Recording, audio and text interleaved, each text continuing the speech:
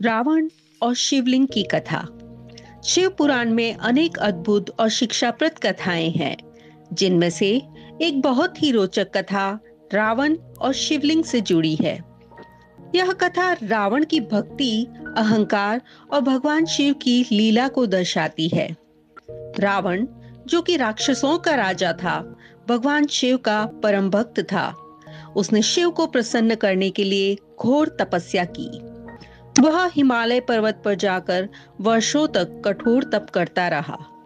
अंत में भगवान शिव उसकी भक्ति से प्रसन्न हुए और उसे वरदान देने को प्रकट हुए। रावण ने भगवान शिव से वरदान मांगा कि वे लंका चले और वहां निवास करे, जिससे उसकी राजधानी सबसे शक्तिशाली और सुरक्षित बन जाए। शिव ने उसकी भक्ति को देखकर यह वरदान देने का निश्चय किया, परंतु एक शर्त रखी। उन्होंने कहा कि वे शिवलिंग को रावण को सौंपेंगे, लेकिन रावण को इसे रास्ते में कहीं भी जमीन पर नहीं रखना होगा। यदि वह इसे धरती पर रखेगा तो यह वहीं स्थापित हो जाएगा और फिर उसे हिला पाना असंभव होगा। रावण ने यह शर्त स्वीकार कर ली और शिवलिंग को लेकर लंका की ओर चल पड़ा।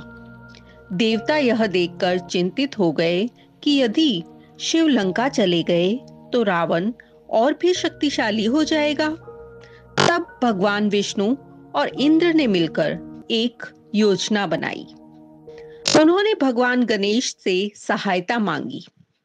गणेश जी एक ग्वाले का रूप धारण कर मार्ग में रावण के पास पहुंचे। उस समय रावण को संध्या वंदन करने की आवश्यकता हुई, लेकिन वह शिवलिंग को जमीन पर नहीं रख सकता था। उसने गणेश से कहा कि थोड़ी देर शिवलिंग को पकड़े और बार बार कहा कि इसे जमीन पर न रखे। गणेश जी ने सहमति तो जताई, लेकिन जैसे ही रावण का ध्यान में लीन हुआ, उन्होंने शिवलिंग को जमीन पर रख दिया। वह शिवलिंग वहीं स्थापित हो गया। रावण ने बहुत प्रयत्न किया, लेकिन वह उसे उठा नहीं सका। क्रोधित होकर उसने शिवलिंग को जोर से दबाया, जिससे वह धरती में और भी धंस गया।